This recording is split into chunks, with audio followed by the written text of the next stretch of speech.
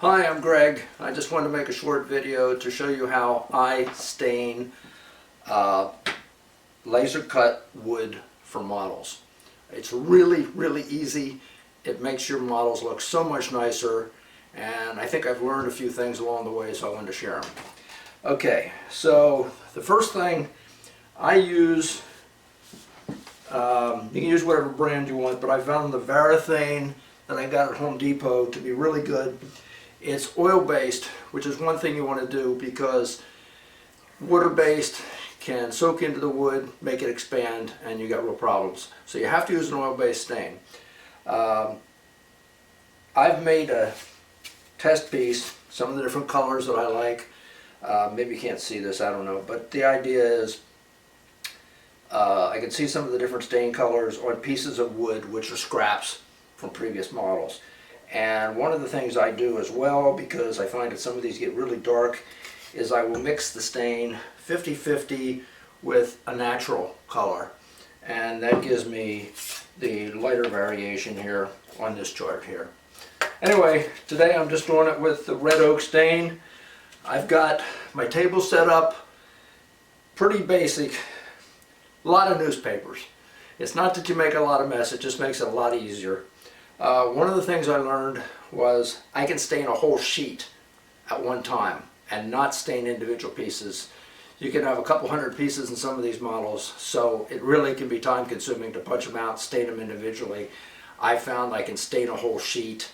It goes really fast and easy, and that's what I want to show a couple of the tricks I've learned. So anyway, these are a typical board. This is from a Wood Trick model I just got. Essentially, I generally use these throwaway brushes.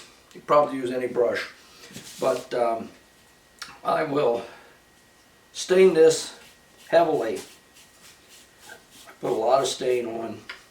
The nice part about this stain is that it doesn't really seem to make a lot of difference if I have it on for 5 seconds or if I have it on for a minute. But I load the stain on pretty thick.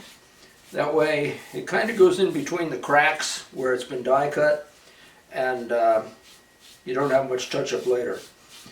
So I just cover it good with stain. Let's see, this is a redwood.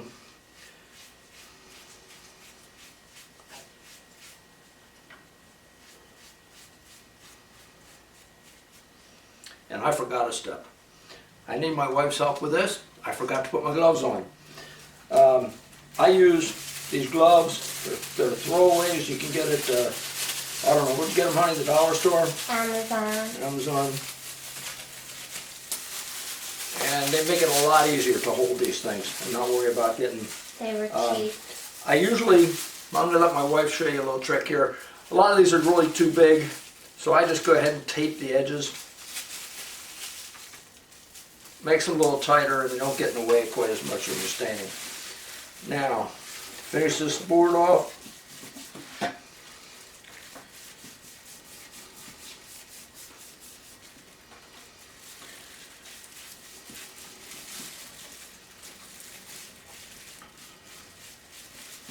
I put quite a bit down here.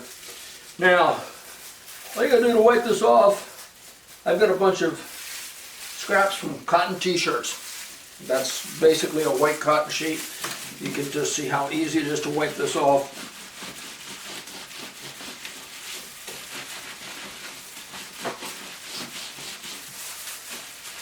And then you get a little excess in your hands, clean it off with the rag.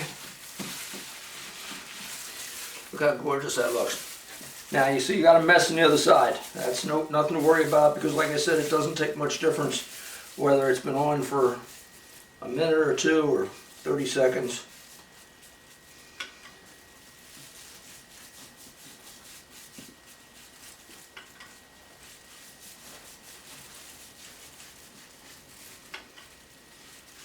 Again, I'm pretty generous with the stain because that allows it to make sure it covers completely, but it also allows it to seep into the cracks.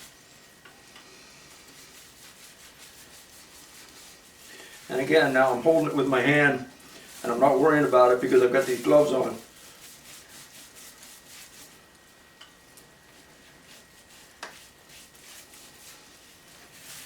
Okay, now just lay it down,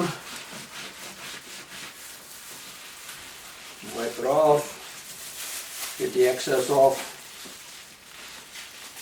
You want to make sure that where you've touched it with your gloves, you really get the excess there. And then you'll probably find you have a little bit of a mess on the other side from laying it down in a puddle. I lay it down on a clean piece of paper, wipe it one more time, flip it over, and you can see there's a little bit of stain here on the paper. That's what's falling through the cracks. Okay, so I generally will let that sit for maybe a minute or two and let the rest of that drain through, wipe it off again, set it on another piece of clean newspaper to dry, and that's it. You can let it sit to dry, maybe flip it over after a couple hours, let it dry on the other side. One other tip, you may want to do this in an area where you can ventilate, have a door open, or at least crack a window, because there is some smell from this stain. But it dissipates pretty quick after you're done, and as you can see, you'll be done pretty quick. Thanks for watching.